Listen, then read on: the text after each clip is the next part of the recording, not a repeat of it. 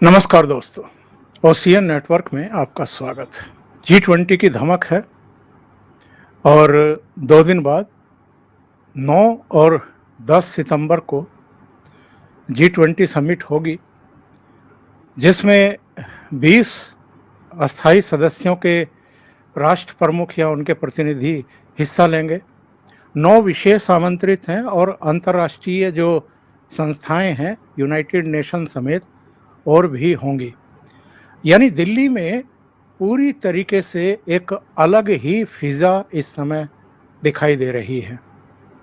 लेकिन जो हमारे विरोधी दल हैं, उनके रवैये में तो कोई बदलाव दिखाई नहीं दे रहा है।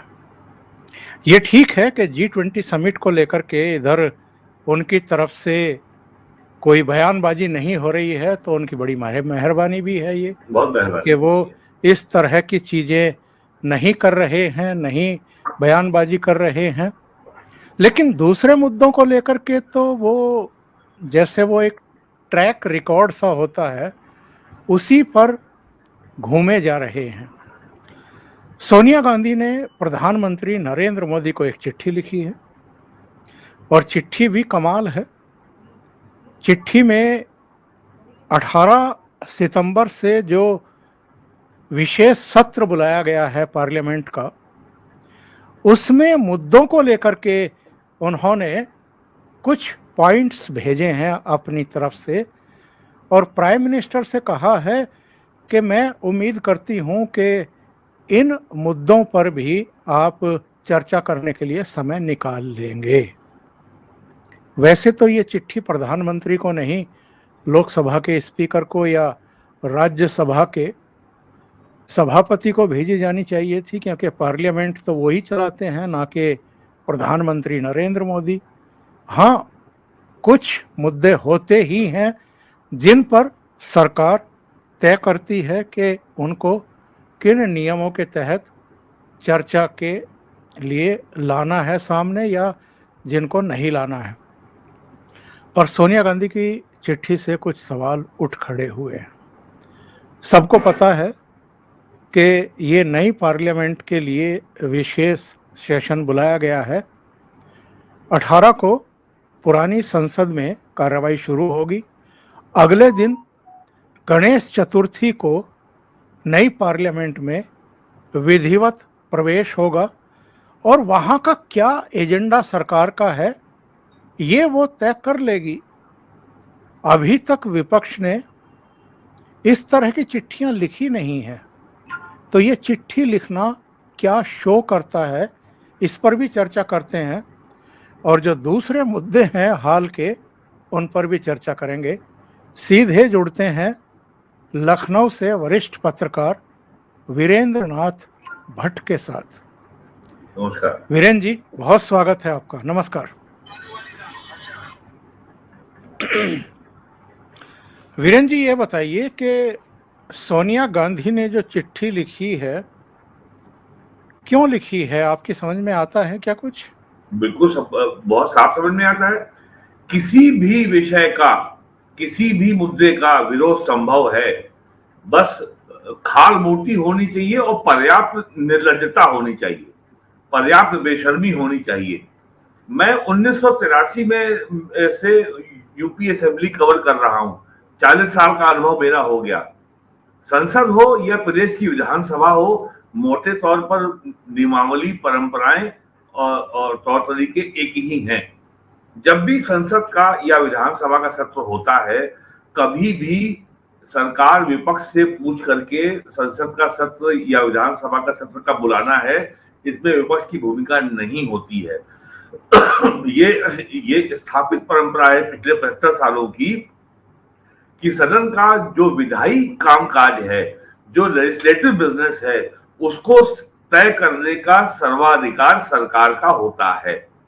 दूसरी बात, कभी भी एजेंडा भी विपक्ष के साथ कभी डिस्कस नहीं होता कि साहब जो है एजेंडा क्या होगा।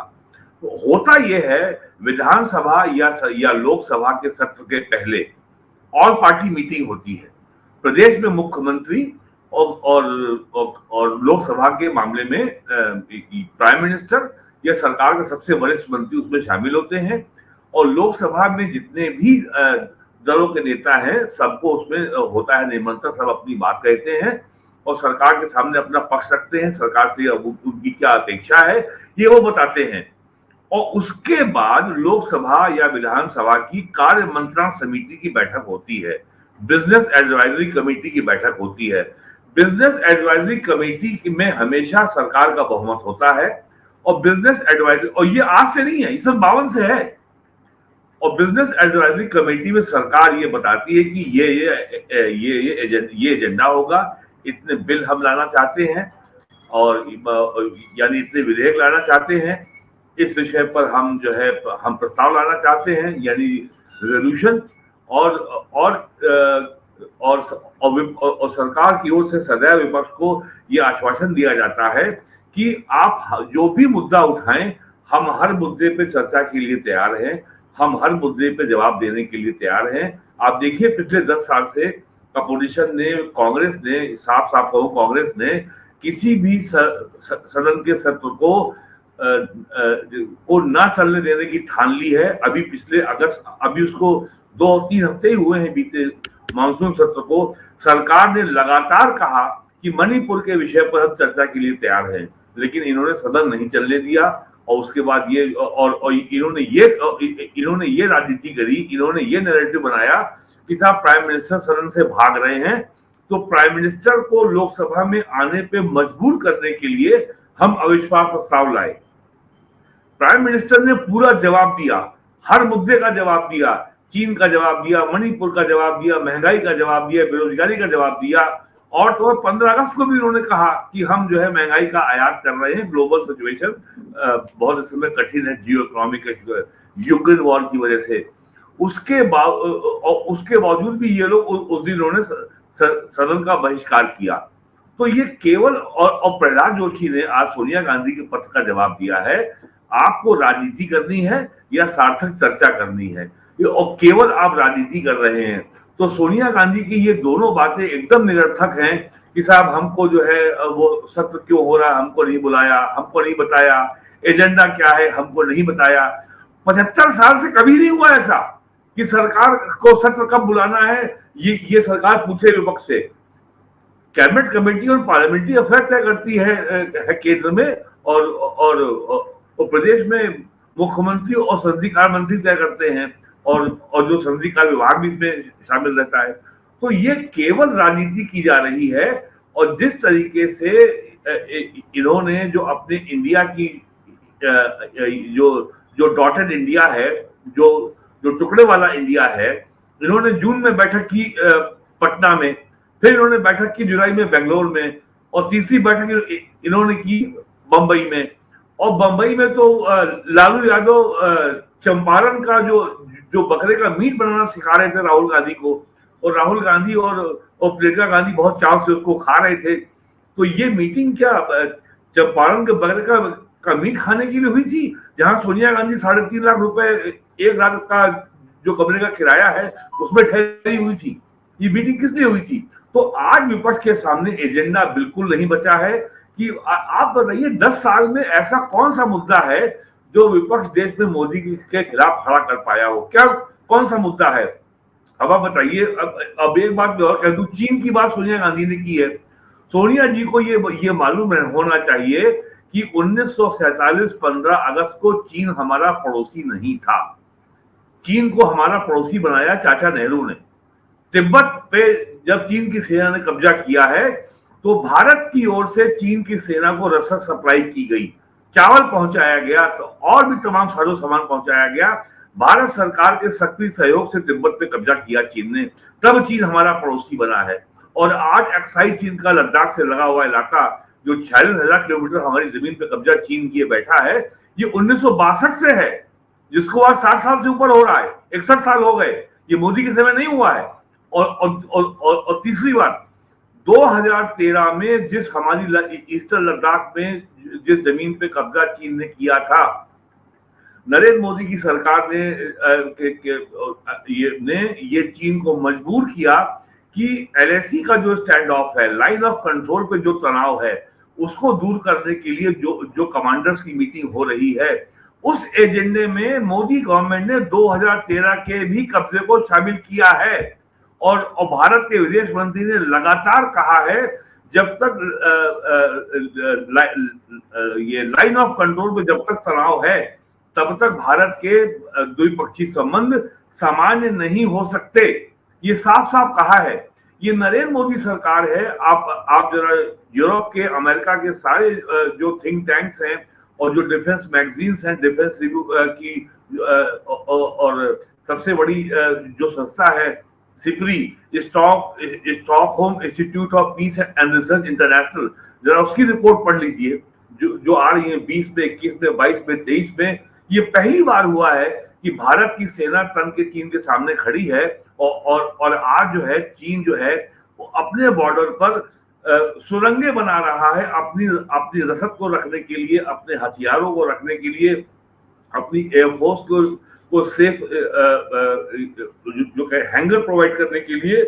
क्योंकि चीन को लद्दाख पे बॉर्डर पे आने के लिए जो उनका बेस है वो ल्हासा है, जो कि बॉर्डर से 2000 किलोमीटर दूर है। हमारा बेस तो बहुत करीब है। चीन लद्दाख पे इंडिया से युद्ध में जाने के पहले 100 बार सोचेगा। तो इतना कुछ हो रहा है चीन के खिलाफ। और सोनिया गांधी को यह भी याद रहना चाहिए, मनमोहन सिंह के 2004 से 14 के कार्यकाल में चाइना से जो इंडिया ने इंपोर्ट किया है, जो माल हमने आयात किया है, वो $600 बिलियन से ज्यादा का हमने आयात किया है। और पूरा मार्केट चीन को सौंप दिया था। आज उल्टा हो रहा है। और ये भी उन्हें बताना चाहिए कि नरेंद्र मोदी गवर्नमेंट ने अभी अगस्त में चाइना से laptop, computer, desktop computer, server, mobile phone और कंप्यूटर से जुड़े सारे साजो सामान के इंपोर्ट पर बैन लगा दिया। इससे सबसे बड़ा झटका लगा है अमेरिका की कंपनियों को और चाइना वाली कंपनियों को। अमेरिका की कंपनियों को झटका इसलिए लगा है कि उनका सारा मैन्युफैक्चरिंग बेस चाइना में है, उनकी सारी फैक्ट्रियां चाइना में है। अब भारत सरकार ने उनको 3 महीने का समय दिया है कि 3 महीने में आपको इंपोर्ट अलाउ कर रहे हैं, उसके बाद आपको इंडिया में मैन्युफैक्चरिंग करनी होगी। और प्रोडक्टिविटी लिंक इंसेंटिव जो भारत सरकार की स्कीम है PLI, उसका भी लाभ आपको हम देने को तैयार हैं। और 2 कंपनियां हैं, 3, एक इंटेल, एक एप्पल और एक डेल। इन 3 कंपनियों ने भारत सरकार को बहुत स्ट्रॉन्ग प्रोटेस्ट लेटर दिया है कि ये बैन हटाया जाए, क्योंकि हमारी सारी मैन्युफैक्चरिंग जो है चाइना में है। तो भारत सरकार ने उनको साफ कर दिया है, हमने आपको 3 महीने का समय दिया है, 3 महीने के अंदर आप अपनी प्रोडक्शन फैसिलिटी इंडिया में लोकेट करिए, अगर आपको इंडिया में काम करना है तो इतना कुछ तो हो रहा है। और एक बात मैं और जोड़ दूं, जितनी भी दवाइयां हैं उनके जो सॉल्ट होते हैं या जो केमिकल होते हैं उनको बोलते हैं API, active pharma ingredient. Congress के सरकार में इंडिया में API की मैन्युफैक्चरिंग 0 हो गई और सारा का सारा API चाइना से इंपोर्ट हो रहा था। जब अप्रैल 2020 में जब कोरोना आया और 25 मार्च 2020 को लॉकडाउन लगा और जब भारत सरकार में भारत की फार्मा इंडस्ट्री का रिव्यू हुआ, तो मालूम पड़ा कि साहब चाइना अगर API की सप्लाई हमको रोक दे तो भारत का जो दवा उद्योग है वो एकदम स्टैंड स्टिल पे आ जाएगा, वो खड़ा हो जाएगा। उस समय सरकार ने फैसला किया कि हम API को अब इंडिया में मैन्युफैक्चरिंग करेंगे। भारत में आज की तारीख में 35 API की मैन्युफैक्चरिंग शुरू हो चुकी है। 50 के आसपास इकाइयां जो है गुजरात में उत्पादन चालू कर चुकी हैं। ये काम हुआ है, ये आम आदमी की जानकारी में नहीं है। तो इतना कुछ तो हो रहा है। उसके बाद सोनिया गांधी के सामने निश्चित तौर पर राजनीति में रेलेवेंट बने रहने के लिए, प्रासंगिक बने रहने के लिए कुछ ना कुछ तो उनको जो है बाल की खाल निकालनी है। क्योंकि पटना, बेंगलोर, बंबई की मीटिंग अभी तक भारत की राजनीति में कोई तूफान तो खड़ा नहीं कर पाई। वो खाली टेलीविजन का इवेंट बन के रह गई है। और नेताओं के बाइट वहां पे पूरी बाढ़ आई हुई थी, एक के बाद एक नेता बाइट पे बाइट दिए जा रहा है। तो और आप जानते हैं कि उसका असर 24 घंटे होता है। और अभी तक तो केवल जो है, और एक बात और है, जून में जब से मीटिंग हुई है पटना में, तब से लगातार एक बात और कही जा रही है, बीजेपी डर गई, मोदी डर गए, प्रधानमंत्री डर गए, और आज फिर कह रहे कि फिर मोदी डर गए। अब भारत सरकार ने कहा कि भारत के संविधान में लिखा है इंडिया दैट इज भारत। तो भारत का नाम जो अभी इंडिया कहा जाता है उसको भारत भी कहा जा सकता है संविधान की वर्तमान व्यवस्था के अनुसार, बिना किसी उस पर तो आते हैं वीरेंद्र जी, उस पर तो आते हैं। पहले मैं लेकिन दर्शकों उसपे को भी ये उन्होंने कहा बता कि दूं, साहब उस पे भी इनका कहना है कि साहब क्योंकि हमारा अलायंस का नाम इंडिया है तो मोदी ने भारत का नाम बदल दिया। मोदी ने भारत का नाम नहीं बदला, संविधान में पहले से व्यवस्था मौजूद है आर्टिकल 1 में, इंडिया दैट इज भारत। मैं कहना चाह रहा हूं कि ये रोज एक नया मुद्दा ले आते हैं कि मोदी डर गया। अरे भाई कहां डर गया, सरकार अपना काम कर रही है। राजनीतिक रूप से आप इतने दिवालिया हो चुके हैं कि आप सरकार की पिच पे जाके खेल रहे हैं। आप किसी मुद्दे पर सरकार को जो है आज तक दबाव नहीं बना पाए। आप किसी मुद्दे पर सरकार को की कोई कमी नहीं निकाल पाए कि सरकार आपकी शर्तों पे राजनीति करे। और सरकार 10 साल से लगातार ये कह रही है कि हम हर मुद्दे पर चर्चा के लिए तैयार हैं, हम हर मुद्दे का जवाब देने के लिए तैयार हैं, लेकिन ये सदन नहीं चलाते। ये सदन को डिस्टर्ब करके, सदन की कार्रवाई को बाधित करके ये केवल ये संदेश देना चाहते हैं कि ये सरकार जन विरोधी है, ये सरकार कुछ नहीं कर रही है और हमें मजबूरन सदन की कार्रवाई को बाधित करना पड़ रहा है। सदन में आधी राजनीति तो आजकल पार्लियामेंट के अंदर होती है, असेंबली में होती है। तो पार्लियामेंट की कार्रवाई को डिस्टर्ब करके ये केवल संदेश ये देना चाहते हैं कि भारत में सब कुछ गड़बड़ है या कुछ भी ठीक नहीं चल रहा। तो और सोनिया गांधी का जो पत्र है ये भी उसी राजनीति का हिस्सा है कि पहले से ही सदन की कार्रवाई को बाधित करने का उन्होंने अभी से भूमिका बनानी शुरू कर दी है। मैं अपने दर्शकों को बता दूं कि सोनिया गांधी ने जो चिट्ठी लिखी है उसमें किन किन मुद्दों पर चर्चा कराए जाने की मांग कर दी है। आपसे पहले वो कहती हैं कि साहब अडानी मुद्दे पर चर्चा कराइए और जेपीसी का गठन करिए। अर्थव्यवस्था की स्थिति बड़ी खराब है, इस पर चर्चा कराइए। महंगाई बहुत है, एमएसएमई, इसके अलावा किसानों के लिए एमएसपी, मणिपुर की स्थिति पर भी वो चर्चा कराना चाहती हैं। राज्यों में जो सांप्रदायिक तनाव है उस पर भी चर्चा कराना चाहती हैं। लद्दाख, अरुणाचल प्रदेश में चीन की घुसपैठ का मुद्दा फिर उठाना चाहती हैं। केंद्र और राज्यों के बीच संबंधों को नुकसान पहुंचाया जा रहा है, इस पर चर्चा कराना चाहती हैं। इसके अलावा प्राकृतिक आपदा पर भी उनको इस विशेष सत्र में चर्चा चाहिए। वीरेंद्र जी, अडानी पर तो एसआईटी गठित की थी सुप्रीम कोर्ट ने। एसआईटी ने कहा कि कोई गड़बड़ी नहीं है, हिंडनबर्ग की रिपोर्ट बकवास है, उसमें ऐसा कुछ भी नहीं है।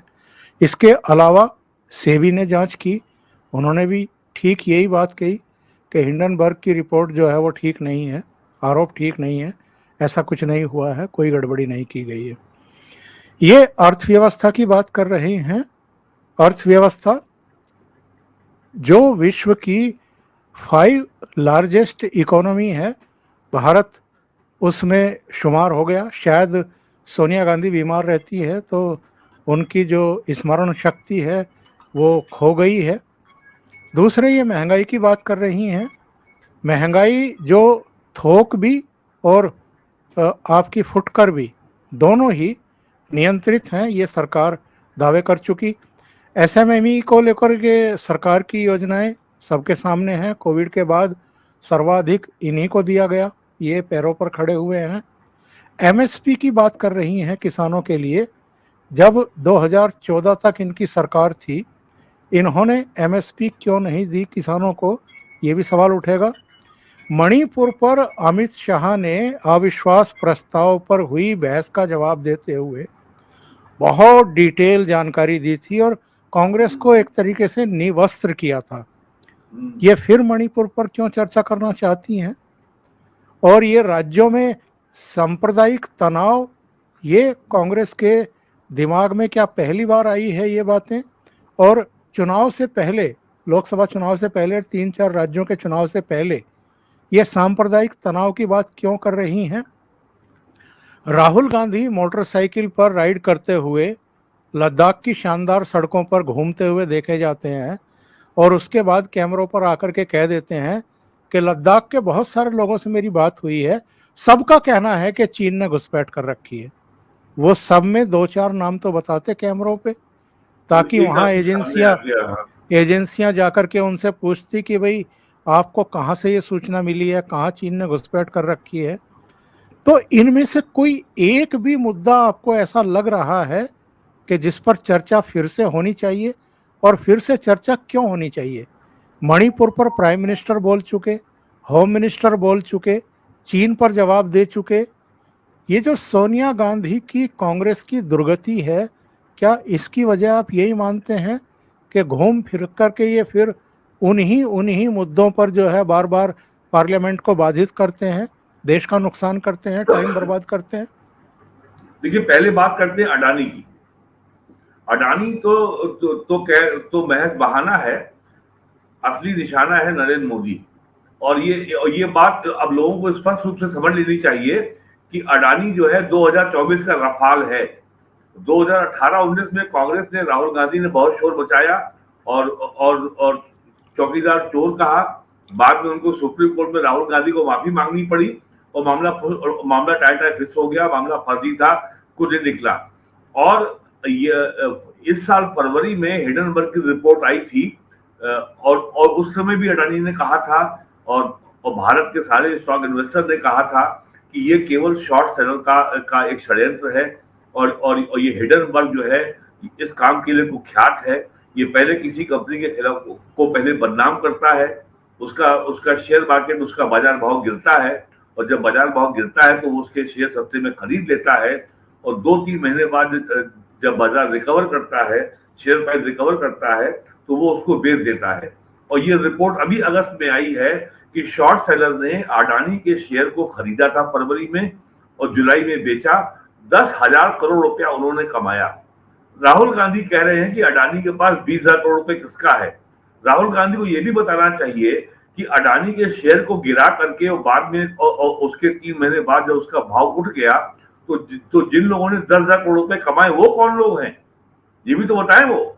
तो अडानी को तो महज बहाना है, असली मुद्दा है केवल कोई मुद्दा चाहिए कि नरेंद्र मोदी की सरकार की साख को कैसे उसको बेदाग न रहने दिया जाए। कुल मुद्दा ये है।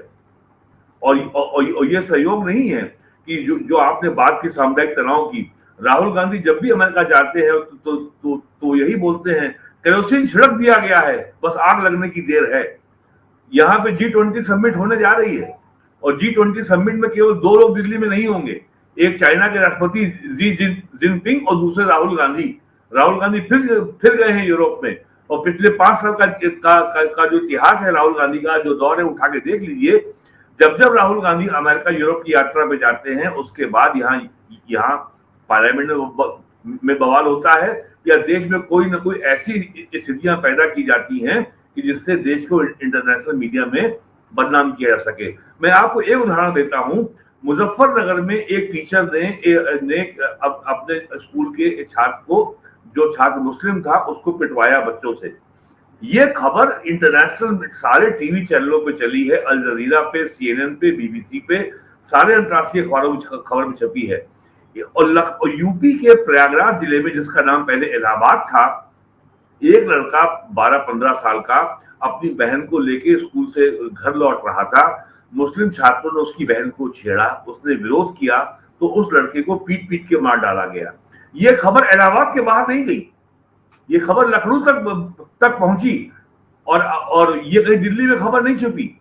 उसकी एक 15 साल के बच्चे की 4 मुसलमान लड़कों ने, बड़े लड़कों ने, जवान लड़के थे, पीट के सड़क पे मार डाला। ये खबर जो है यूपी के अंदर ही रही। लेकिन मुजफ्फरनगर में एक टीचर ने मुसलमान के एक बच्चे को दो तमाचे मार दिए। That became an international story, और उसके ऊपर आज शायद सुप्रीम कोर्ट से यूपी गवर्नमेंट को नोटिस जारी हो गया, नेशनल ह्यूमन राइट कमीशन की ओर से भी नोटिस जारी हो गया। तो ये होती है नैरेटिव की पावर, ये होती विमर्श की ताकत कि जो एक शायर ने कहा है कि हम आ भी बढ़ते हैं तो हो जाते हैं बदनाम, और तुम कत्ल भी करो तो चर्चा नहीं होता। दिल्ली में पिछले 9 सालों में 15 घटनाएं हो चुकी हैं जहां हिंदू युवाओं को पीट के मुसलमानों ने मार डाला, कभी मुद्दा नहीं बना। लेकिन एक घटना झारखंड में हो गई तो भारत लिंचिस्तान बन गया, भारत लिंच हो गया। तो ये अडानी, ये महंगाई, ये चाइना, ये सामुदायिकता, ये सारी बातें केवल नैरेटिव और है, कैसे सरकार को बदनाम किया जाए। मैं महंगाई की बात करता हूं। 2014 में जब 2011, 12, 13, 14 मनमोहन सिंह प्राइम मिनिस्टर थे, भारत में महंगाई की दर 15% से ऊपर चल रही थी। तब ना तो कोविड था, ना तब यूक्रेन वॉर था। भारत में और नरेंद्र मोदी के कार्यकाल में 20-21 की जो हमारी जो ग्रोथ थी वो नेगेटिव में आ गई थी कोविड की वजह से। आपको अच्छी तरह याद है कि 25 मार्च 20 को लॉकडाउन लगा था और पूरा अप्रैल और मई कुछ काम नहीं हुआ था। सारा उद्योग धंधे ठप थे, बाजार बंद थे, स्कूल कॉलेज बंद थे, सिनेमा हॉल बंद थे, सारी इकोनॉमिक एक्टिविटी बंद थी। किसी तरह हम रिकवर किए। अप्रैल 21 में फिर लॉकडाउन लगा, किसी तरह 21 निकला।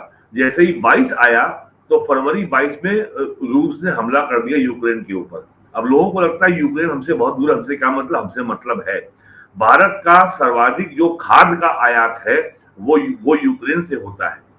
भारत को का जो खाद्य तेल है, सनफ्लावर ऑयल, सूरजमुखी तेल, वो 80% यूक्रेन से आता है। और पूरे दुनिया को जो गेहूं है वो का लगभग 80% गेहूं रूस और यूक्रेन सप्लाई करते हैं।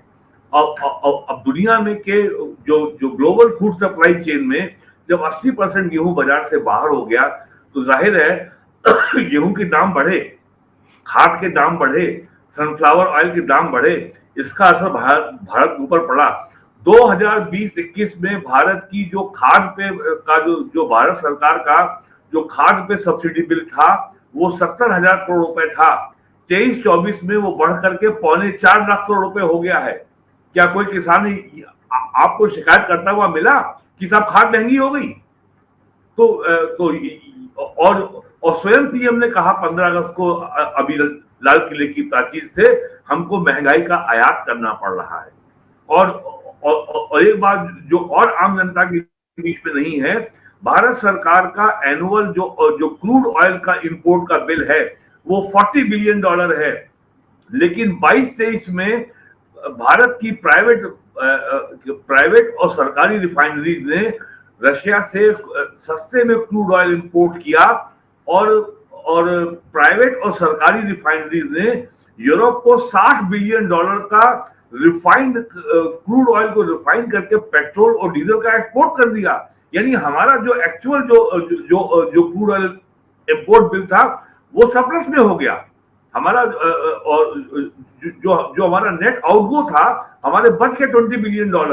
तो जिस तरीके से भारत सरकार ने इकोनॉमी को मैनेज किया है और जो आज महंगाई है उसकी मुख्य वजह है टमाटर महंगा हो गया, या प्याज महंगा हो गया, या अदरक महंगी हो गई, मिर्चा महंगी हो गई, लहसुन महंगा हो गया, या जीरा महंगा हो गया। और ये महंगाई की वजह है क्लाइमेटिक चेंज, गैर बेमौसमी बरसात। टमाटर की फसल अगर खराब हो गई है तो बाजार में अराइवल कम होगा तो दाम बढ़ेंगे। जो टमाटर 200-250 रुपए पहुंच गया था वो टमाटर फिर से 40 रुपए पे आ गया है। और अभी प्याज के दाम बढ़ने लगे। भारत सरकार ने $350 पर टन उसके ऊपर एक्सपोर्ट ड्यूटी लगा दी ताकि भारत का प्याज इंटरनेशनल मार्केट में कॉम्पिटिटिव ना रह जाए। अब वहां नासिक के लासा गांव के सारे किसान आंदोलन पे आ गए, वो सब उन्होंने जाके धरना दे दिया। बंबई में महाराष्ट्र गवर्नमेंट के मुख्यालय मंत्रालय के ऊपर, और वहां सचिवालय में किसान घुस गए और नाराज हो गए कि साहब हमको पैसा कमाने का मौका मिल रहा है तो आपने प्याज के एक्सपोर्ट पे बैन लगा दिया। तुरंत सरकार ने, नेफेड ने 2 लाख टन जो है अलग से प्याज के खरीद की व्यवस्था की ताकि नासिक और लासा गांव की मंडी में प्याज का दाम गिरने ना पाए। और जिस किसान को 8 रुपए पर किलो का दाम मिल रहा था वो आज बढ़कर के 22 से 25 रुपए हो गया है। तो ये कोई भी और जो आज का विपक्ष है उसकी सबसे खास बात ये है वो तर्कों तथ्यों पे बात नहीं करना चाहता। वो केवल आपसे चाहता है कि भाई बस सरकार को गाली दो, सरकार के ऊपर जो है सारी लानत भेजो, तर्कों तथ्यों से हमको मतलब नहीं है। अगर दूध का दाम बढ़ रहा है तो किसान को पैसा मिल रहा है। आज से 3 साल पहले महाराष्ट्र में, कर्नाटक में किसानों ने, इवन पंजाब में हजारों टन टमाटर सड़क पे फेंक दिया था कि साहब हमको दाम नहीं मिल रहा। और वही टमाटर जो है आज 2 साल बाद जो है 3 साल बाद 250 रुपए किलो हो गया। ये क्लाइमेटिक चेंज की वजह से हो रहा है और ये पिछले 20 साल से लगातार हो रहा है। आपने देखा नहीं कि अभी जो है जुलाई अगस्त में क्या भयानक तबाही हुई है हिमाचल प्रदेश में, मंडी जिले में, शिमला जिले में जो भूस्खलन हुआ है, हजारों बिल्डिंगें वहां पे जो है बह गई, कितनी बर्बादी हुई है, कितनी जाने गई हैं। ये क्लाइमेटिक चेंज की वजह से हो रहा है, ये कोई सरकार की नाकामी की वजह से नहीं हो रहा है। और आपको याद होगा जून 2013 में क्या भयानक बाढ़ आई थी गढ़वाल में, और केदारनाथ के मंदिर को, या शायद बद्रीनाथ का मंदिर था, उसमें कितना नुकसान उसको हुआ था। सैकड़ों हाइड्रो इलेक्ट्रिक, वहां दर्जनों जो प्रोजेक्ट थे हाइड्रो इलेक्ट्रिक के, वो सब बह गए। सैकड़ों घर, होटल, सब कुछ बह गया पौड़ी गढ़वाल में और गढ़वाल के अन्य जिलों में। ये क्लाइमेटिक चेंज की और भारत के एग्रीकल्चर के ऊपर क्लाइमेटिक चेंज का बहुत बड़ा असर हो रहा है। अभी आज की हालत देखिए, अगर सितंबर के महीने में पानी नहीं बरसा तो धान की उपज पे बुरा असर पड़ेगा, और केवल धान की उपज पे नहीं बल्कि जो गन्ने की उपज पे असर पड़ जाएगा। गन्ने की जो शुगर रिकवरी कम हो जाएगी। अब इसके लिए भी आप कह देंगे नए मोदी दोषी है। तो ये जो है क्लाइमेटिक चेंज की वजह से महंगाई बढ़ रही है। और जहां तक उन्होंने जो बात की सोनिया गांधी ने सामुदायिकता की, यही अब एक इनका सहारा बचा है। अगर सामुदायिक तनाव नहीं होगा, दंगा नहीं होगा, तो ये किस मुद्दे पे लड़ेंगे। और इनकी सबसे बड़ी विफलता ये है, आप अगर याद करिए, इस साल फरवरी में इंडोनेशिया में G20 समिट हुई थी, और जब भारत के हिस्से में G20 की चेयरमैनशिप आई थी, उस समय दिग्विजय सिंह ने कहा था, अरे कौन सी बड़ी बात है, ये तो बाई रोटेशन है। और उस समय ये आशंका व्यक्त की गई थी कि दिल्ली में कोई ना कोई वितंडा खड़ा किया जाएगा, किसी न किसी मुद्दे पे बवाल किया जाएगा, ताकि भारत की बदनामी हो और ऐसे माहौल पैदा किया जाए कि G20 समिट दिल्ली में हो ही ना पाए। लेकिन वो तो बहुत शानदार तरीके से हो रही है। ये इनकी बहुत बड़ी विफलता है। तो आज तो अब ये यहाँ कोई बवाल नहीं कर पाए, अभी विफल हो गए। अब देखिए, एक नया बवाल शुरू किया गया है महाराष्ट्र में, जालना जिले में मराठा के आरक्षण को लेकर के वहां अब आंदोलन चल रहा है और भूख हड़ताल हो रही है, हजारों की भीड़ इकट्ठा हो रही है, और पुलिस को मजबूर किया गया कि वो लाठीचार्ज करे। उद्धव ठाकरे भी पहुंच गए, सब नेता वहां पहुंच गए। केवल किसी तरीके से महाराष्ट्र की राजनीति को गरमाओ, ये खेल वहां शुरू हो गया है। और आपको याद होगा इसी तरीके से 2017-18 में जब वहां पे देवेंद्र फडणवीस वहां मुख्यमंत्री थे, तो पूना के पास भीमा कोरेगांव में बवाल कराया गया था। दलितों को से क्लैश कराया गया कि साहब ये जो है ये गवर्नमेंट एंटी दलित है। तो रोज ना कोई साजिश ये इनकी करनी है, और पिछले 10 साल से ये सिलसिला लगातार चल रहा है। और अब सरकार जो है इनकी हर साजिश को विफल कर रही है। अब ये नया मुद्दा ले आए कि साहब एमएसपी का गारंटी का बिल नहीं आया। जरा इनसे कोई पूछे, 1965 से एमएसपी पे सरकार गेहूं धान खरीद रही है। कई दर्जन, 2 दर्जन से अधिक फसलों के लिए एमएसपी लागू होता है। एमएसपी सरकार घोषणा करती है, लेकिन खरीदती केवल 2 फसलें हैं, मेनली धान और गेहूं। भारत सरकार को हर साल मिनिमम 5 करोड़ टन गेहूं और चावल चाहिए पीडीएस के लिए और अन्य योजनाओं के लिए।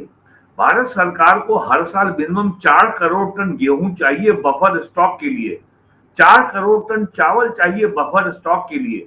तो जब सरकार को हर साल जो है 13-14 करोड़ टन गेहूं और चावल चाहिए अपने मिनिमम रिक्वायरमेंट के लिए, खाद्य सुरक्षा के लिए, फूड सिक्योरिटी के लिए, तो ये क्या एमएसपी के बगैर आ जाएगा? कौन सी सरकार भारत में ऐसी है जो किसानों को एमएसपी दिए बगैर एक दिन भी शासन कर सकती है देश में? एमएसपी कानून हो चाहे ना हो। और जो परंपरा चलते हुए 60 साल हो रहे हैं, वो स्वयं में कानून बन जाती है, फिर किसी कानून की जरूरत नहीं रहती। तो ये जो है, ये खामखा जो है किसानों को भड़काने की साजिश हो रही है। और जो लोग एमएसपी कानून की बात करते हैं, उनको ये भी बताना चाहिए कि भारत सरकार को जो साल में 12 से 13 करोड़ टन जो गेहूं चावल चाहिए, क्या ये बगैर एमएसपी के मिल जाएगा? अगर किसानों से नहीं खरीदेगी सरकार, तो कहां से लाएगी? क्या सरकार आयात करेगी? क्या अपने किसानों को भूखा मार के सरकार, क्या कोई सरकार अपने किसानों के पेट पे लात मार करके अमेरिका कनाडा से गेहूं आयात करके क्या चैन से एक दिन भी शासन कर पाएगी? साफ बात क्यों नहीं करते ये लोग? क्यों घुमा फिरा करके किसानों को लगातार ये लोग जो है केवल गुमराह करना, समाज में अस्थिरता पैदा करना और बेवजह जो है एक जो है सामाजिक तनाव पैदा करना। और जैसा प्रहलाद जोशी ने कहा, जहां कोई विवाद ही नहीं है आप उस पर विवाद खड़ा कर रहे हैं कि हमको एजेंडा नहीं बताया, हमसे पूछा नहीं कि सत्र हो रहा है। उन्होंने साफ साफ कहा कि 52 से लेकर आज तक कभी भी विपक्ष से नहीं पूछा गया, कभी भी विपक्ष को आज तक जो है सदन आहूत करने के पहले एजेंडा नहीं बताया गया। और जिस पार्लियामेंट के बारे में ये कह रहे थे कि नई पार्लियामेंट की जरूरत ही क्या है, अब तो उसमें जाकर के इनको बैठना पड़ेगा। और इनकी सबसे बड़ी समस्या ये है कि पार्लियामेंट का सत्र शुरू होगा, पहला दिन तो होगा 18 को पुराने भवन में, 19 तारीख को गणेश चतुर्थी है। अब इनकी हिम्मत ये भी नहीं कहने की है, अब अगर कांग्रेस में हिम्मत है तो बोले कि 19 सितंबर को गणेश चतुर्थी में संसद के नए भवन में शुभारंभ होगा। ये भी सामुदायिकता है, ये भी हिंदुत्व है और ये भी फांसीवाद है। अगर साहस से बोल के दिखाएं तो ये लोग जो है साफ बोलने का हिम्मत है नहीं। और अभी तो ये जो इनकी मोहब्बत की दुकान से जो सामान बिक रहा है नफरत का तमिलनाडु में, जो वहां के मुख्यमंत्री के जो सुपुत्र है उदयनिधि, जो घृणा फैला रहे हैं, और आज जो हेटफुल बयान दिया है कर्नाटक के मुख्यमंत्री सिद्धरामैया ने, आज ही दिया उन्होंने सनातन धर्म के बारे में कि मैं मंदिर गया था और मुझसे शर्ट उतरवा ली गई, क्या क्या उन्होंने बोला है। और परसों कांग्रेस के अध्यक्ष खड़गे साहब के पुत्र ने बोला है, जो मंत्री है कर्नाटक में।